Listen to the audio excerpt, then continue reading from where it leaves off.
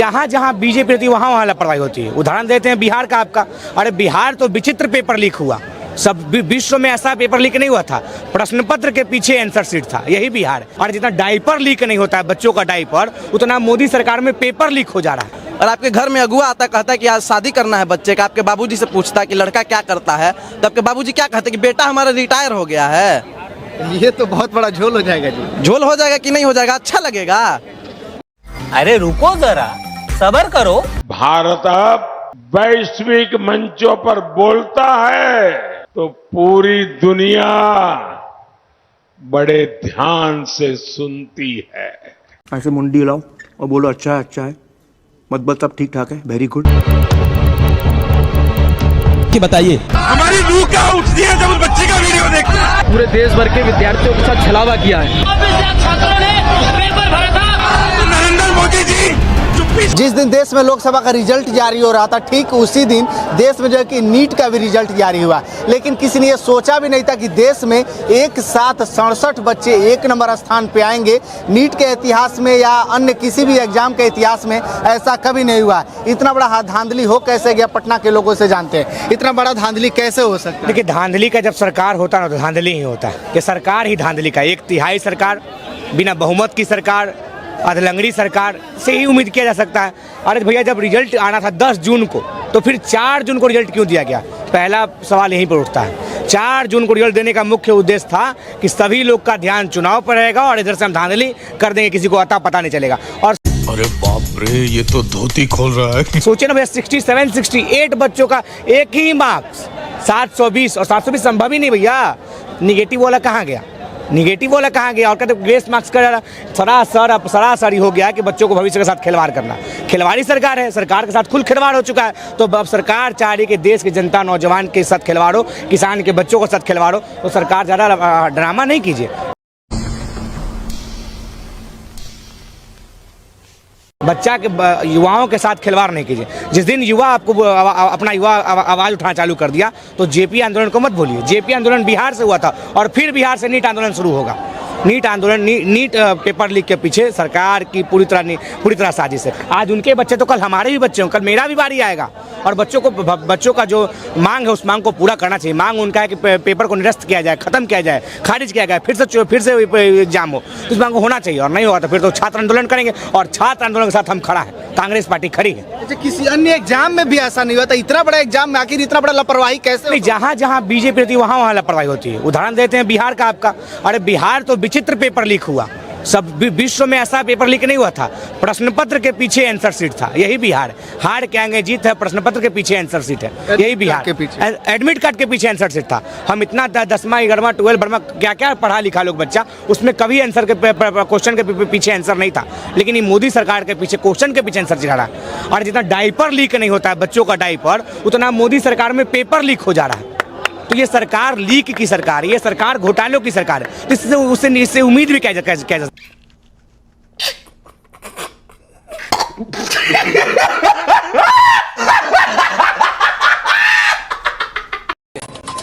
Picture अभी बाकी है, मैं बोला है ना, पिक्चर अभी बाकी है। एनटीए नीट जो है अपना रिजल्ट जारी करने वाली थी 14 जून को। हाँ बिल्कुल सही बात है। और फिर 4 जून को कैसे रिजल्ट जारी कर दी, 10 दिन पहले ही? काफी गंभीरता पूर्वक सोचने और समझने की जरूरत है इस बात को। 4 जून को रिजल्ट जारी करने के पीछे क्या मकसद हो सकता है? देखिए, मकसद बिल्कुल यही हो सकता है कि एक साथ हम लोग 67 बच्चों को निकाल देंगे। हाँ। और धांधली करके अपना 4 जून को ही निकाल देंगे, तो इससे किसी को पता नहीं चलेगा, क्योंकि 4 जून को लोकसभा चुनाव के रिजल्ट भी आने वाले थे।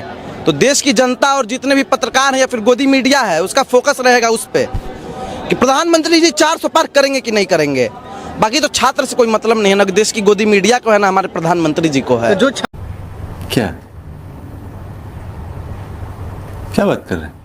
जिस समय मोदी जी जो है कि देश में जो है कि शपथ ले रहे हैं, उस समय जो है कि देश में जो है कि जंतर मंतर पे नीट के जो छात्र हैं वो जो है कि प्रदर्शन कर रहे हैं, उसमें बाधा नहीं बनेंगे वो लोग? देखिए, भाजपाइयों का एक इतिहास रहा है हैक कराने का, या फिर पेपर लीक कराने का, या फिर रिजल्ट वगैरह हैक कराने का। तो उन लोगों ने ईवीएम हैक कराने का सोचा होगा।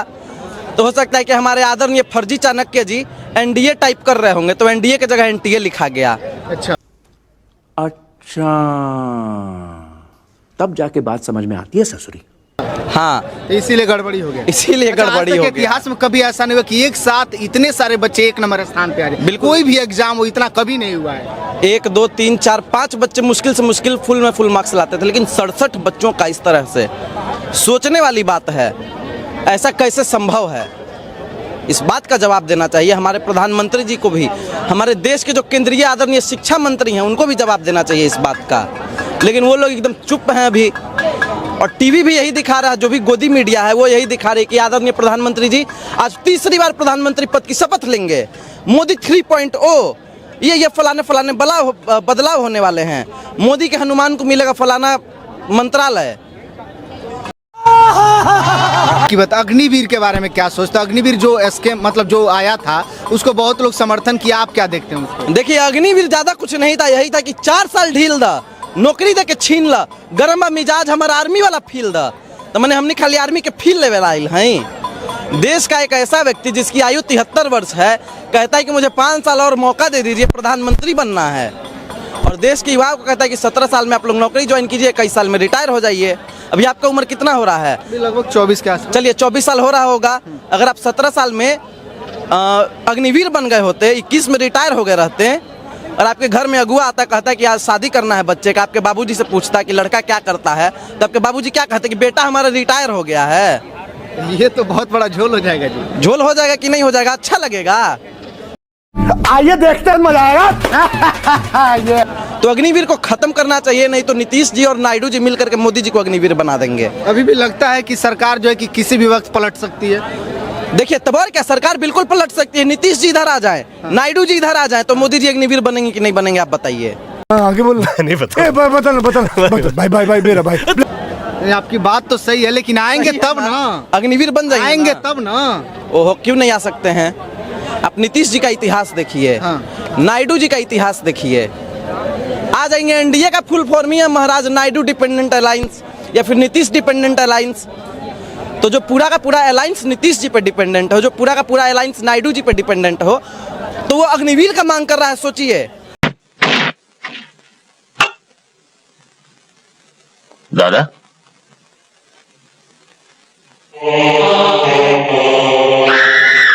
मर जाना कबूल है, उनके साथ जाना हमको कभी कबूल नहीं है, यह अच्छी तरह जान लीजिए।